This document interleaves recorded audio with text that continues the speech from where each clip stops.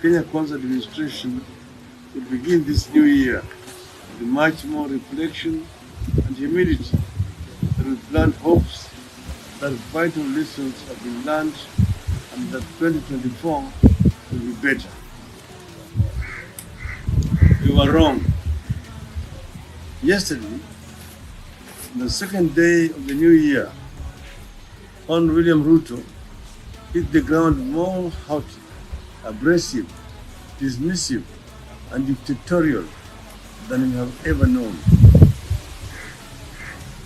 It would have been easy to let Ruto's threats against the judiciary pass as those of a leader who is ever getting frustrated with the reality of imminent abject failure. Certainly, the threats that Kenya Kwanza regime continues to huff and puff about must be seen in their correct context as a scapegoating and diversionary tactic from the pressing social and economic pressures the regime has subjected the people to.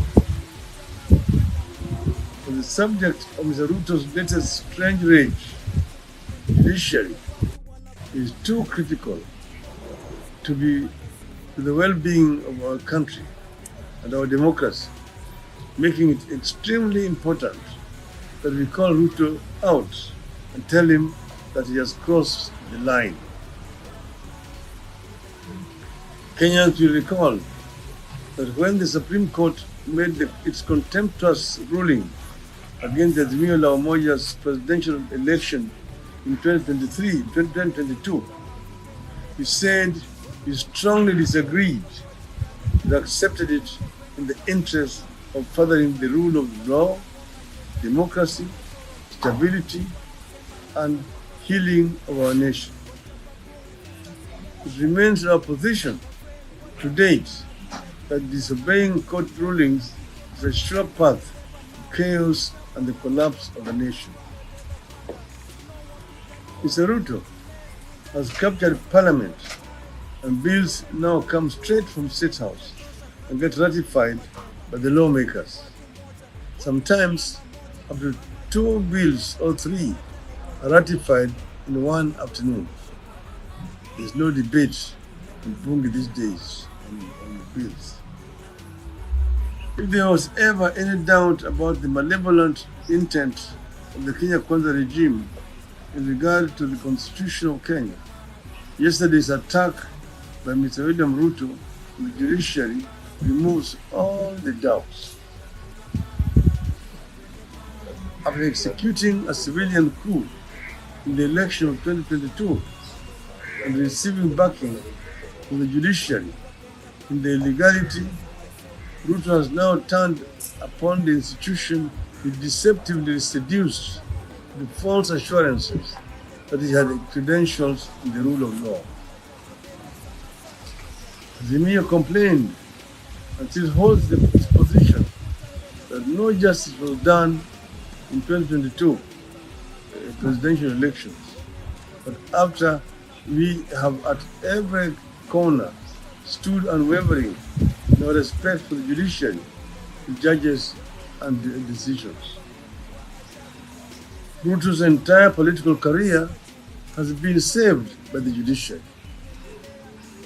When he was charged with the fraud and stealing of Kenya pipeline land, it is the judiciary that saved him. When he was sued to stop his presidential bid with President Uhuru Kenyatta on account of commission of crimes against humanity, it is the judiciary that saved him. And in 2022, the judiciary sanctified his power grab after he rigged the elections. It is ridiculous to now hear the biggest political beneficiary of judicial decisions in Kenya's history now accuse the institution of sabotaging him. But this is not about the judiciary. This is about where Ruto wishes to take Kenya and what it means for Kenyans.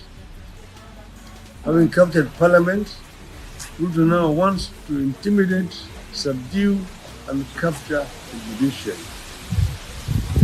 He wants the judges not to hear cases against his policies, dismiss such cases, or always rule in his favor. In other words, Ruto wants to establish an absolute dictatorship.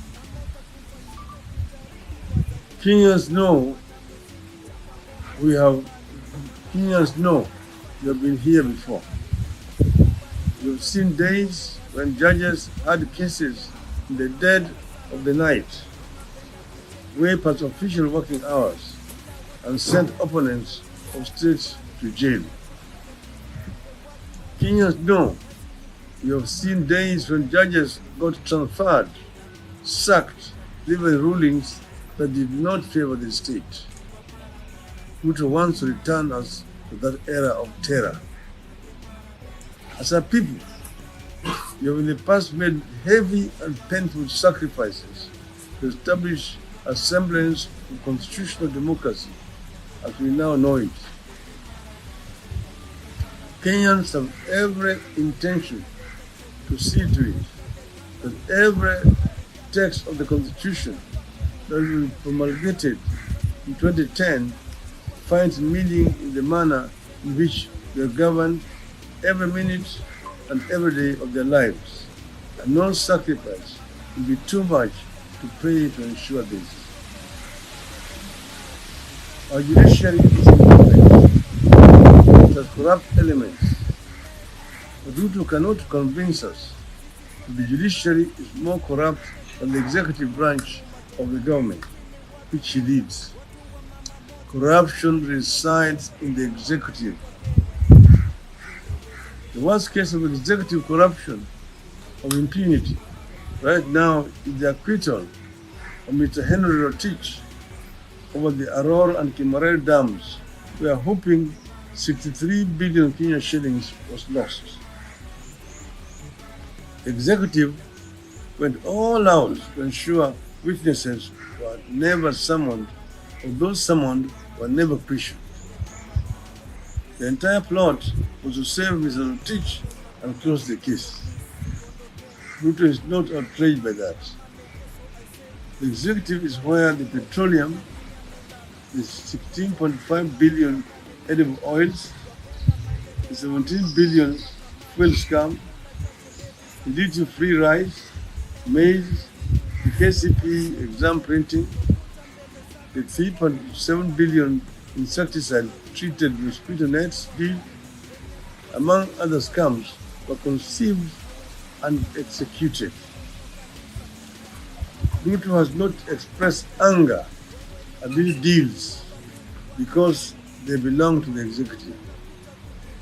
Not too long ago, he stopped a dictatorship that was more entrenched locally and abroad. We will stop Mr. Ruto too. Since the promulgation of Constitution of Kenya 2010, our judiciary has proven to be an ingenious arbiter in social, political, and economic tribulations that we have encountered as a people and presented to them. The courts have set the pace in clarifying the intentions of the people of Kenya expressed in the text of the Constitution, both for and against the government. In doing so, the courts have shown valor in the interpretation of the law and never shied from speaking the truth to power when the occasion demanded it. The Kenya Kwanza regime must therefore be no exception, as Mr. Ruto now imagines it should be. We appeal to the judiciary to stand firm in defense of professionalism, independence, rule of law, and constitutionalism. In this judiciary, I see products of their own struggle against a vicious dictatorship. I trust that they will not allow judicial proceedings and decisions to be determined by Ruto's tantrums. With all its weaknesses and challenges, the judiciary, alongside external vigilance by citizens, remains our best bet against a return to dictatorship. The current level of political and personal attacks on the judiciary by Mr. Ruto is therefore completely unacceptable. Ruto has crossed the line and we will not allow it. Ruto must learn that it is his best insurance to obey the law. He must not depart from the book of the law to the left or to the right. There is no other way about it. There is no other way about it. We will not allow him to invent any other way other than the law.